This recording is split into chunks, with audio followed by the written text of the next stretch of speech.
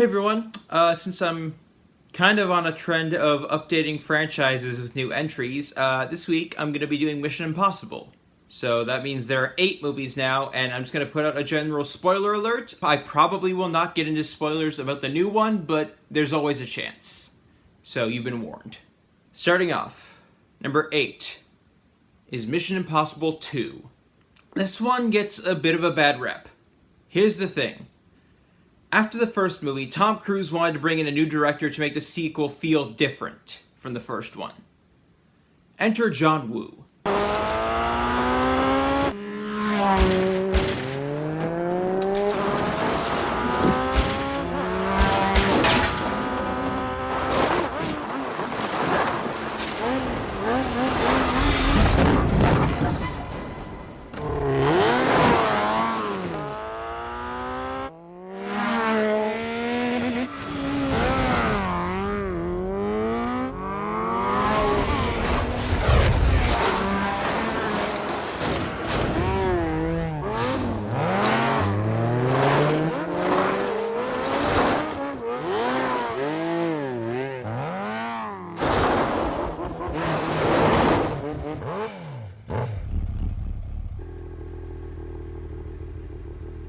Unlike the first movie, which was full of secrets and surprises, this one shows and tells you everything. While that does have its drawbacks, it also applies to the action, and the action is pretty damn great because you can see everything clearly.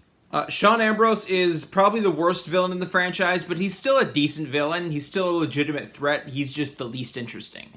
And for all my problems with this movie, the musical score is great, so I will give it that. And really, this is kind of the oddball in the series where it feels more like a James Bond movie, which may or may not have been intentional. My score is 3 out of 5. Number 7 is Mission Impossible 3. Whether you like the second movie or hate it, this one was its return to form. The mystery and the secrets and the surprises are back.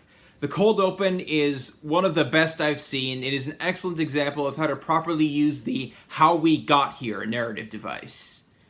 The action is great, and the bridge attack is the standout in that regard. The acting is solid. This is the movie where Tom Cruise really started to hone his craft as an actor, especially with this character of Ethan Hunt. And Philip Seymour Hoffman is probably the best villain in the franchise, simply because we know nothing about him. He is a flat character, but in this case, that actually works in his favor because he has no humanizing moments. No moments that maybe make him a little sympathetic. He is a monster. You listen to me. I got exactly what you asked for. Did you want something else? If there was a misunderstanding, I will fix it. I can get it. Whatever you want. 2. Listen. Talk to me. We can talk. Like gentlemen. 3.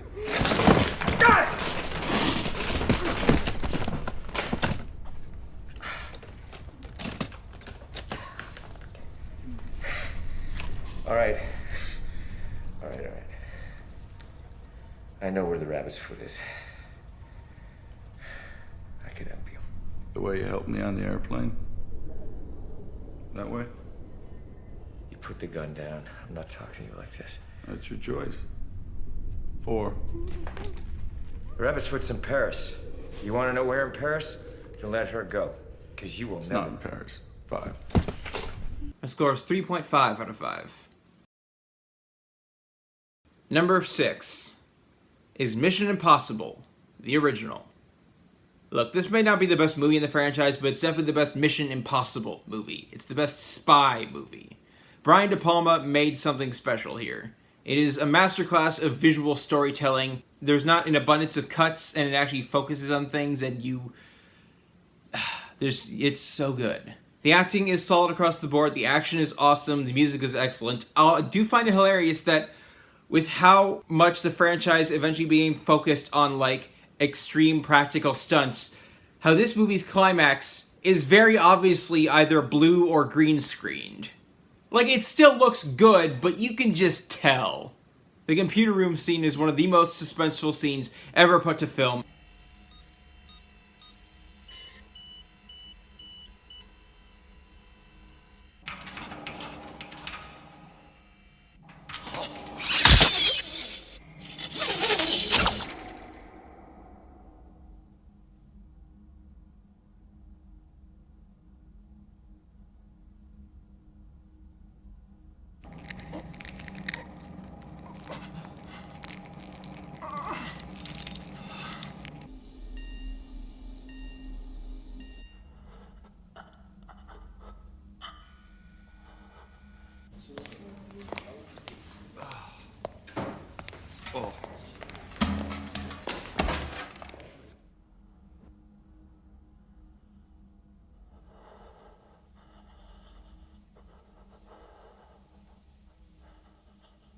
And the helicopter chase is just a ton of fun.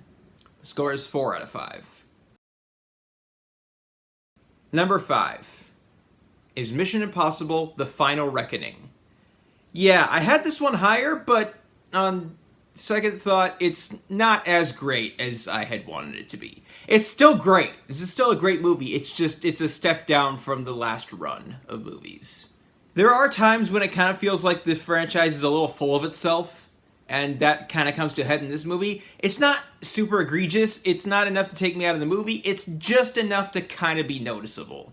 But this is still a great spy movie. It's a great action movie. It is a great finale to this storyline. I have no idea what they're going to do with the franchise going forward, but as far as wrapping things up, this does an excellent job of it. And our returning characters get taken in new directions. They get some character development. We get Paris, Pom Klementoff's character from the last movie, is now more or less on their side. She's still very much a professional killer, but she kind of becomes a little nicer.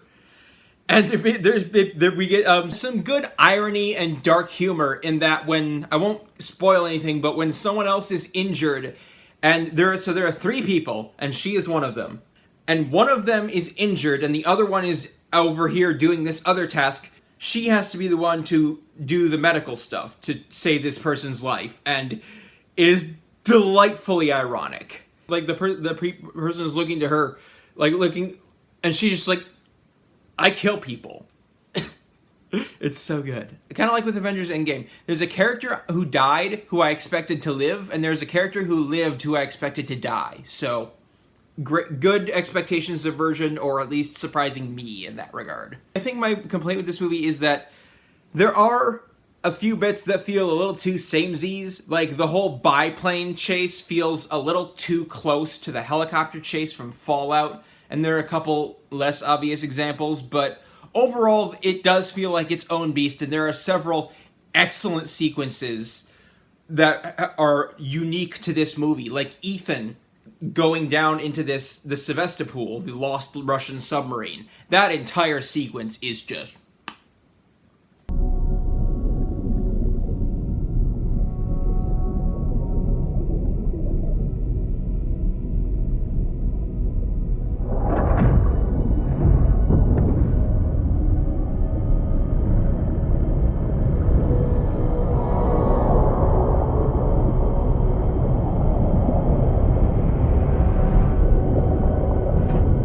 Mark the turn. Aye, sir. My rudder is right full.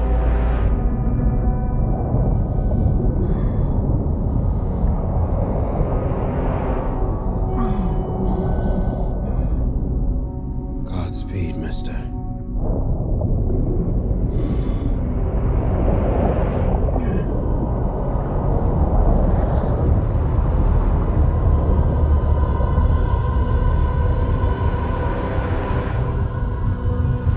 The score is 4 out of 5.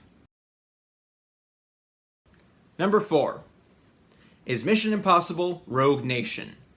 I feel like Christopher McQuarrie was the last piece of the puzzle when it came to making these movies. They got Abrams with the 3rd movie, they got Bird coming in for the 4th movie, and now they have McQuarrie for 5 through 8. And those 3 creative minds, I know that now Abrams and Bird don't really have, like, a ton of creative control, but, like, their influence is still felt.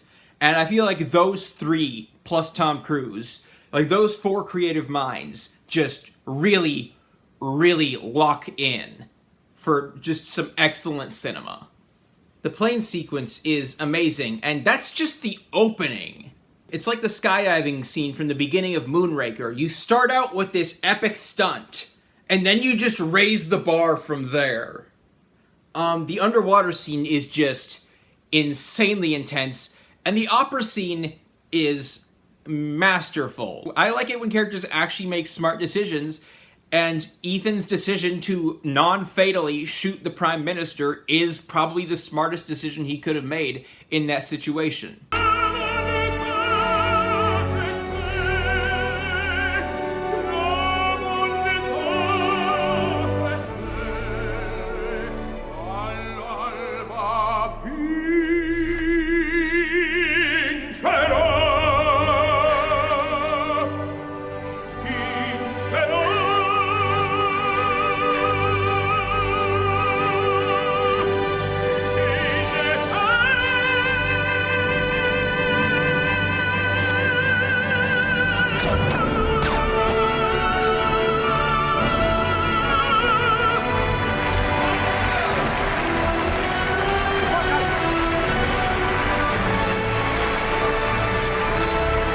Also, the ending is just so deeply satisfying on like a cathartic level.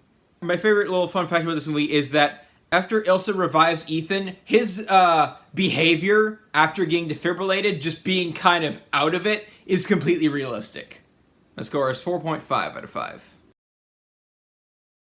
Number 3 is Mission Impossible: Dead Reckoning.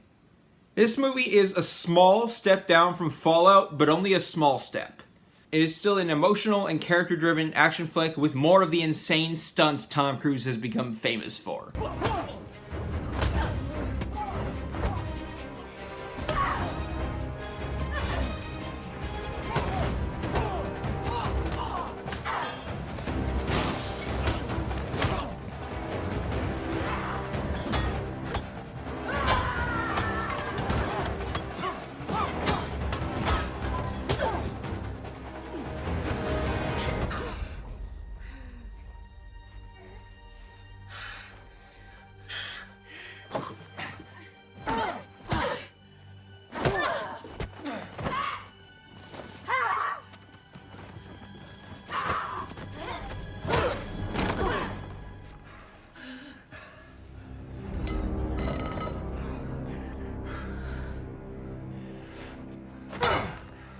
I forget who it was who said this, but Tom Cruise is a very talented man whose personal life we know far too much about.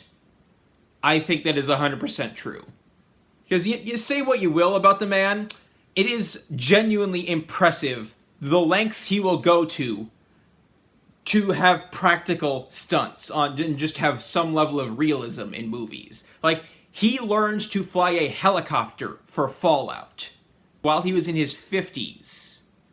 That's just next level commitment. I love Haley Atwell in this movie and The Final Reckoning. It is, at least from what I've seen of her, this is kind of against type as this, I guess you could call her like chaotic neutral.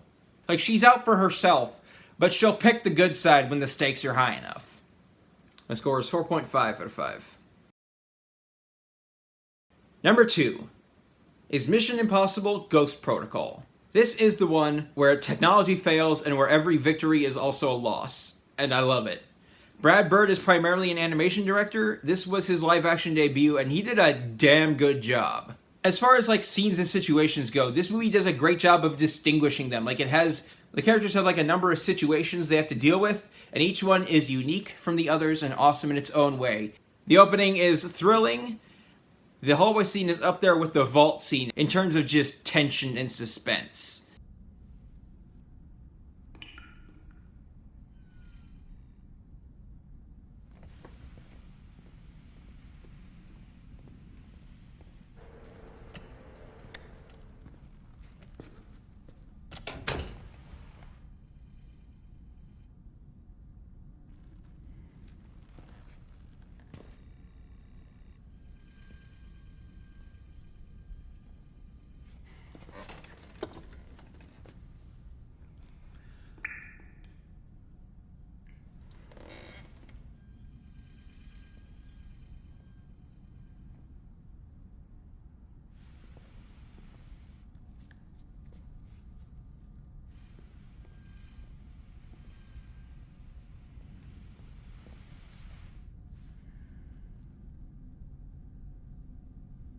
The climax is the absolute definition of tension, and I fucking love it.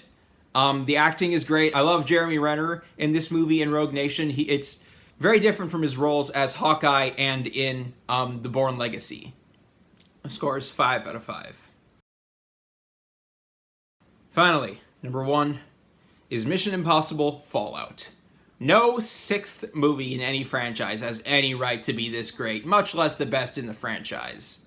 The acting is great. The writing is some of McQuarrie's best. There are big and small twists that are consistently surprising. The music is dope. We get from the superbly choreographed bathroom fight to Ethan's kind of just imagining what will happen if he goes through with attacking the cops to break out Lane and the amount of cops who will have to die. Which in real life is normally not a bad thing, but in this case they're French cops, and French cops are not nearly as bad as American cops, to my knowledge anyway. So, And also, this is a movie where not all cops are bad, so there's that. Or killing people who are not the aggressors, also. Then there's the actual mission to break Lane out, where he just diverges from the plan and says, no, fuck this, I'm doing it this way. We get Ilsa versus Lane, Ethan versus Walker, Benji gets in on some of the action. It's all great. The scene where Ethan has to choose between saving the cop and keeping his cover safe is fucking perfection. You get, like, all the elements of suspense. You have a couple of minor twists in, first, when they open the door and there's a cop right there. What a twist!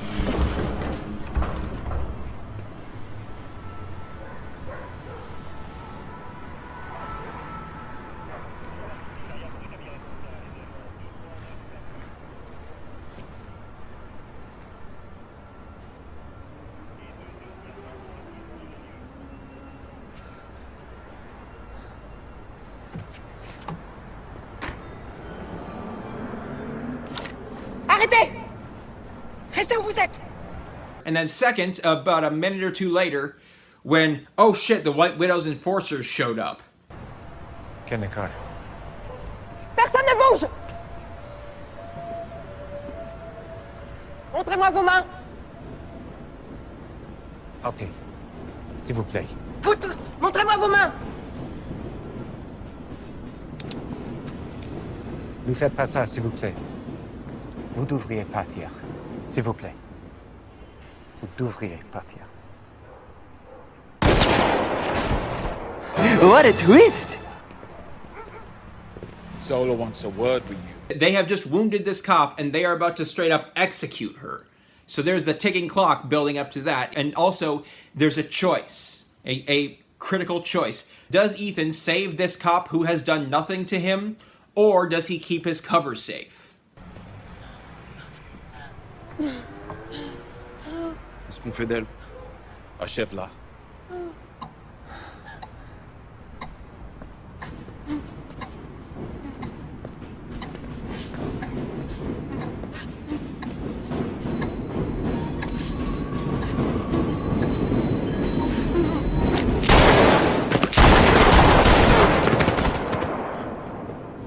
It is three things that make a great scene all combined into one.